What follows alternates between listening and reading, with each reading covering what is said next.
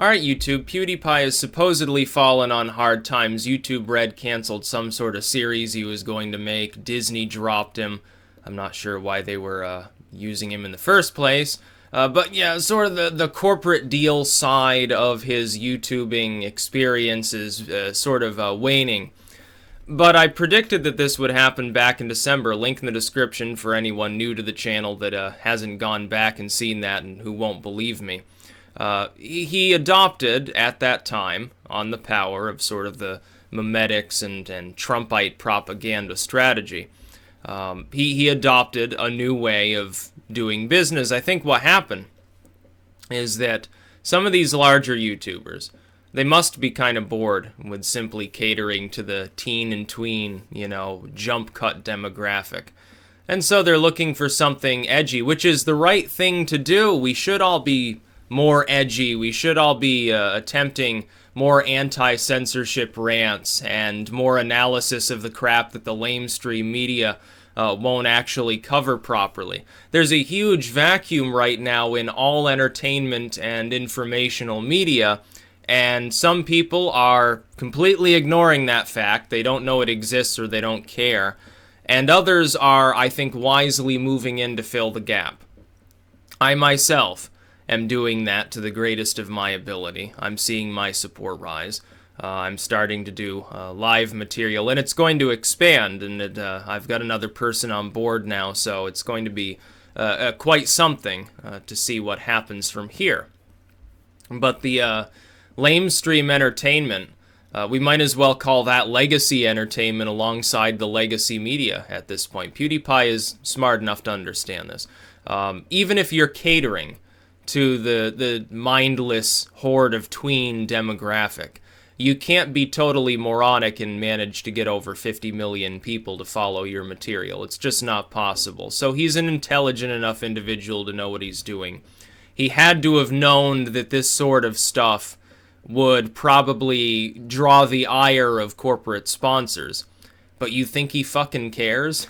You realize how much he's making on ad revenue or donations or whatever he takes? Now, I don't even really care about his content per se, because I'm not a subscriber. I'm not a supporter of his. I don't watch his material. But it's funny to see him pull a Trump and play the entire media like a fiddle as well. Because what's he doing? Somebody who had been rising up for some time, #1 YouTuber, looks around, sees, hey, not as many people in like the media and stuff are talking about me anymore. I'm going to eventually fall behind somebody else who shoots ahead of me. Oh, I've got a solution. And then he simply gets a bunch of attention. It's not about the corporate sponsors and all that stuff. You got to realize there are businesses now, and they're going to be increasing in number, I predict, that are not going to care if your content is politically incorrect or edgy. They're not going to care. Maybe he's setting up to write a book or something like that. And he could probably make 10 million off of it fairly easily if he did so. He's making plenty of money. He doesn't care about YouTube Red or any of that stuff. YouTube Red is just basically for people with smartphones who want to use YouTube as a jukebox and they're annoyed by ads. For which, by the way, I will say it's pretty good compared to a lot of these other services. There's a much larger musical library on YouTube, so I can kind of understand where people are coming from. As far as those of us locked in the laptop generation, not necessary to get YouTube Red because there are other programs that still work to do exactly what YouTube Red does. But I don't blame him for using this strategy. He looked, he said, these young folks, primarily, people in their, maybe mid-20s back to their tweens. That's his main audience, his main core audience. And those individuals, some of them, certainly on the older side of that, they all lean left. Then he looked and he said, oh, but there are, tens of millions of people that are looking for entertainment and can't really find it on TV because they're alt-right, or they're Trumpite sort of populists or paleocons or something like that. Well, they need something to watch too. So he gives them a bone every once in a while. He gives them a dog whistle, and all of a sudden you go on 4chan, you find 2 or 3 threads proclaiming him to be the next Erwin Rommel or something like that, which he's clearly not. I don't think he necessarily has any significant beliefs in the game other than anti-censorship, because I think what some of us are realizing is that our collective success whether it's an astronomical amount like PewDiePie or less like something like myself, maybe H.A. Goodman, something like that. If there were heavy-handed censorship on YouTube, we wouldn't be where we are. I can remember the bad old days when censorship on YouTube was worse, and now you see he's managed to maneuver himself into such a situation that you think a single fan of his that actually finds his content entertaining is going to unsubscribe from his work because he sat there and shrugged it off when he looked at some picture that I think it had a couple of dudes from India or Pakistan holding up a sign that said "Kill all Jews" or "Gas the Jews" or something, and he just sort of shrugged it off. But people looked at that and sort of the fake skinhead demographic looked at that and said, oh, he's our guy. And then everyone else said, oh, well, that's regrettable. But, you know, the vast majority of them are not going to abandon his content. And he's done this several times. This isn't an isolated incident. He started this months ago. And I predicted he would continue that because he would see how lucrative it can be for the attention that he gets. He's getting in the media almost effortlessly. He's not going to lose his channel. What, YouTube's going to destroy a channel? The top channel on YouTube with over 50 million subscribers? Some of those people in that tween demographic, they're way worse than those of us that are older. When we get pissed off and go make sarcastic comments, no, the tween demographic, oh, they'll go apeshit. And they'll rant nonstop night and day. YouTube would never hear the end of it if they took his channel down. They know this. He knows it too. That's why he's doing what he's doing. So it's great to watch him play. He's playing the media like a fiddle. He's got groups like Salon declaring him to be Hitler, declaring him to be a Nazi. Half of me expects him to come out and make a video and say, oh, now I know how Trump feels, because look at how they're crucifying me, and all I ever did was make dumbass videos that are completely entertaining. There's no info in them at all. There's no analysis. They're just totally random shit for the low information demographic. And then he'll sit there and chuckle and light a cigar and say, fuck this shit, I'm out of here. It'd be funny to see that happen. But that's what's happening in this world today. Some people have modified their message to try to throw a bone to people who are looking. There's a vacuum for their interest. They can't watch the corporate media for information. They can't watch what's on TV for entertainment. Hell, most people can't, whether they're alt-right or not. Whether they're libertarian, alt-right, ANCAP, sort of that lexicon of anti-globalism or not, they still can't find anything entertaining. When's the last time something entertaining was put on TV that didn't have on-demand, Netflix-only series connotations, or was internet-only, as something slapped online by some viral marketing firm or something like that? There is none. Go to basic cable. All you do is stare at these idiots talking. They rant about things they don't even know anything about over and over. All it is spin. That's what the news, so-called, has devolved into, the corporate legacy dying media. And then we've got corporate legacy dying entertainment. And that's another thing.